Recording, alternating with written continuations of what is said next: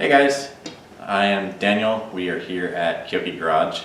Today we will be looking at this S13 that I put together. Still putting together. This has been a major project and a major pain in the So the major thing you can see here is that this is a stock hood. All stock heights and everything. It doesn't line up perfectly. Nothing's been like completely set in stone with the bodywork yet. We've got a lot to do. There's aftermarket fenders. He wants an aftermarket hood, aftermarket bumper, all that stuff. So, but stock stuff, everything fits. Open the hood, and there is a supercharged VK56 out of a Nissan Titan. The supercharger is out of a Land Rover, Range Rover HSE. It's a TVS 1900 supercharger, and it's got a custom intake to mount that to the VK. That was a major headache. We did get custom flanges, water jet cut, so that came out nice. And then the rest of the intake was a pain in the ass. As you can see, it's all tucked in there really tight. There's a pair of, I believe these are Jaguar 3-liter supercharger intercoolers, and these are welded in place. That's pretty much it with the supercharger setup. The injectors do kind of face at an angle that I don't particularly like, but it does work. So there is a lot of custom things on this car, on this engine setup just in general. The belt setup is nowhere near stock. Supercharger is all custom, and then there's also a dry sump pump that we've got down there as well. Every inch of this motor has been modified or altered some way on the exterior. Basically, this is still actually a stock VK56 though. We took the valve covers off, and that's about all we did. Valve covers and oil pan. But on the top, we are running Audi coil packs. Those are my favorite. They're cheap, easy, and they just pop in. You don't even really need a bracket. They sit so well. There's, I believe these are Ditchworks 1000cc injectors, Dodge, SRT, whatever. Throttle body, I don't remember if that's a 90 or if it's 100 or somewhere in there. It's big enough. Drive-by wire. All the water stuff has been modified heavily, so it kind of rubs in there, but it doesn't move. So I'm hoping that it stays good and in place. Not technically ideal, but I don't have the machines to make the most area out of those places, so it kind of just is what it is. Well, we've got our two head water outlets come up here, come up into a splitter, and then we've got a Land Rover external thermostat right here. This is a 180-degree thermostat. They make aftermarket because they normally operate at 210. So that works out really nice. This car actually stays 180 really, really nicely. It does get a little bit hot during a run, but not too bad, especially for what this thing is.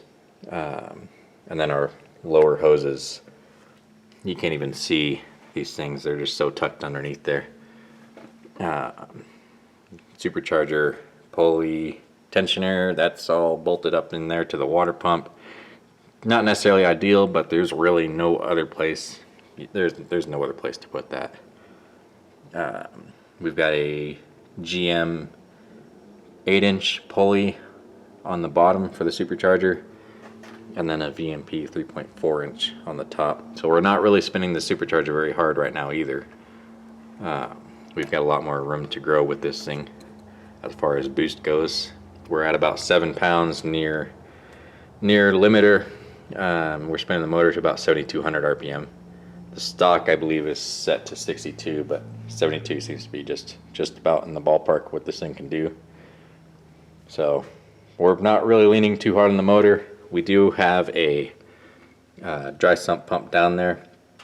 It is running just a, there's not really a technical term for it, but it's like a moist sump. So we pull off of the bottom of the pan with that pump, and then it pumps into our dry sump tank, and then that feeds right back into the factory oil pump.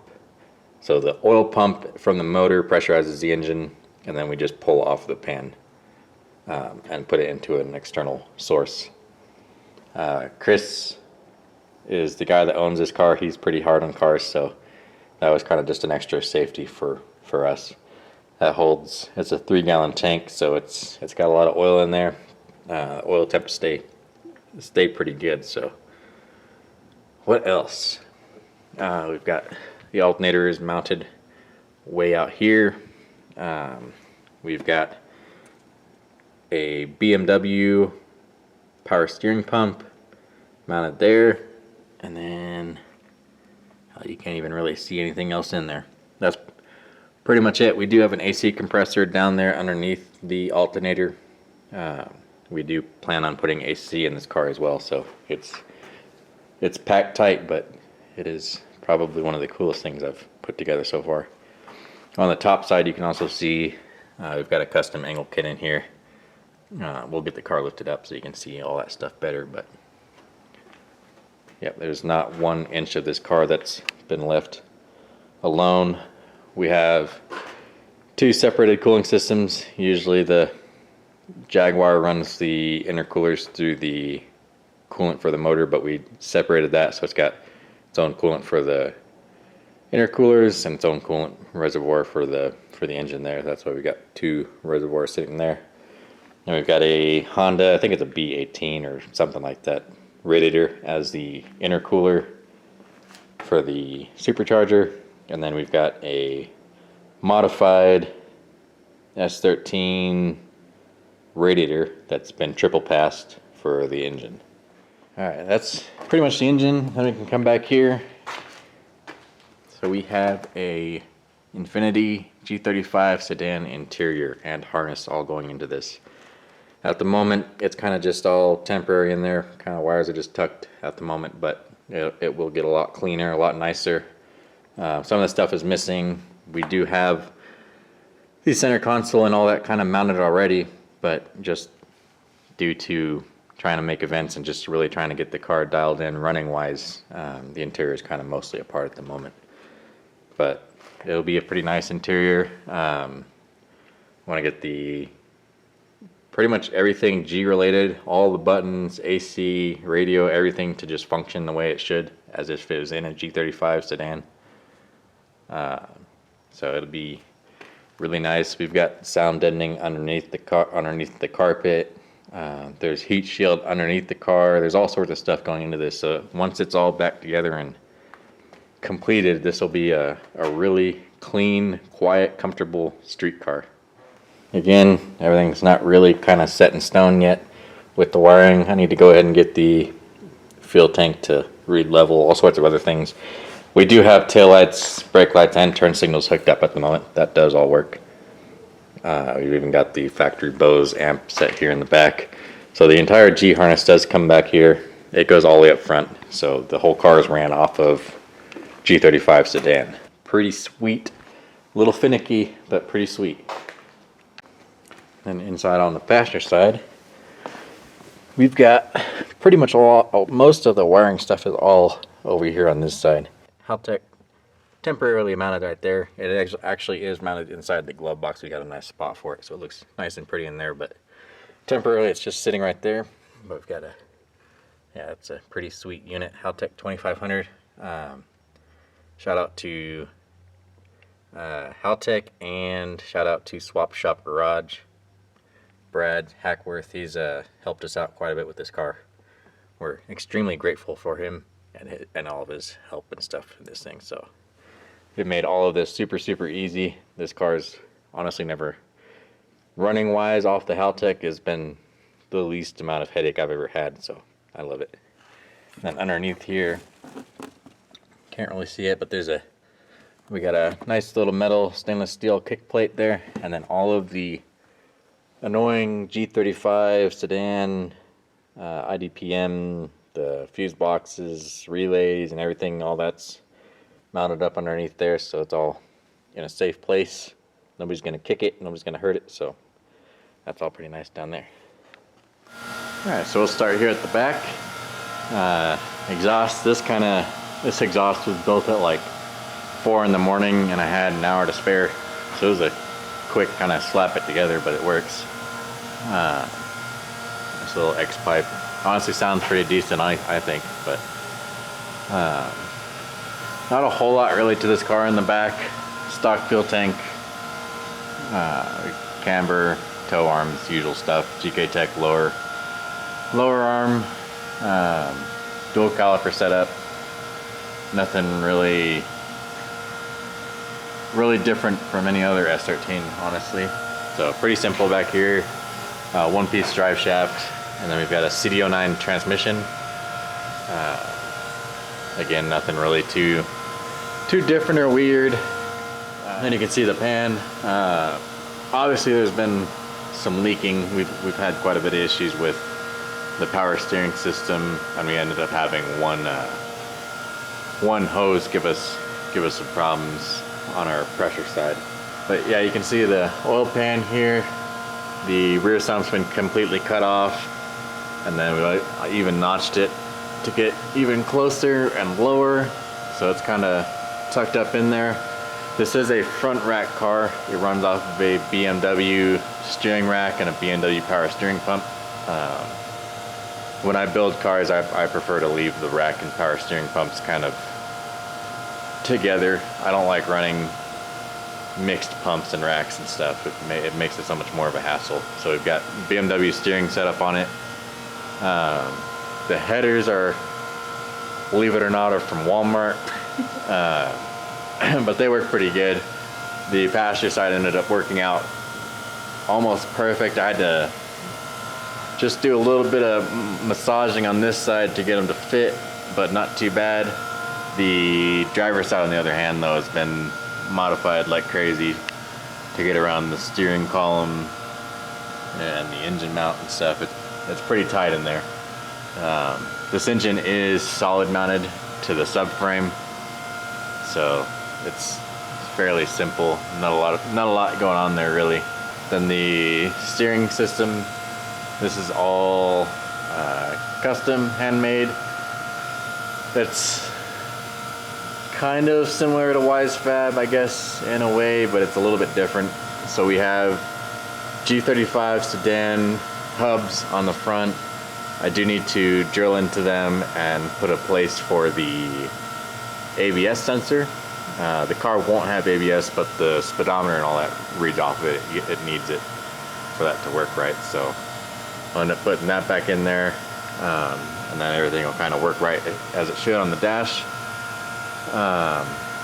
Let's see, custom lower control arms. It's just a DOM tube, and then reinforced like crazy into a PBM tension rod.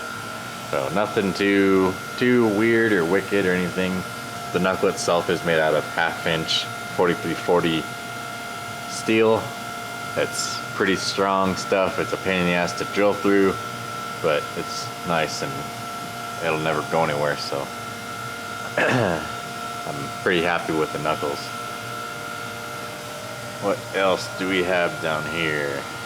Oil filter and dry sump mounted kind of in the same spot. Doing an oil change in this thing is super easy.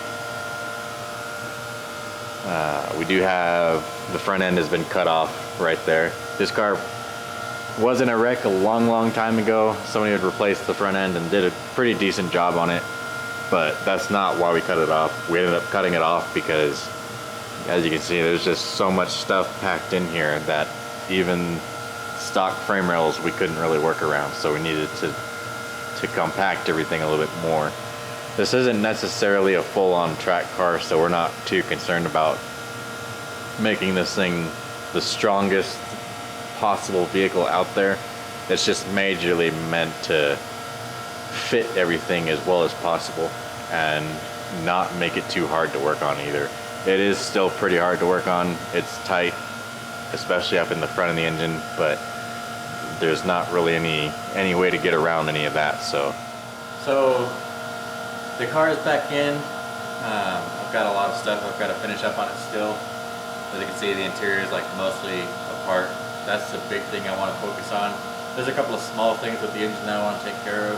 The power steering system is getting hot quicker than it should, so I gotta go ahead and take care of that. We're gonna need a cooler going there.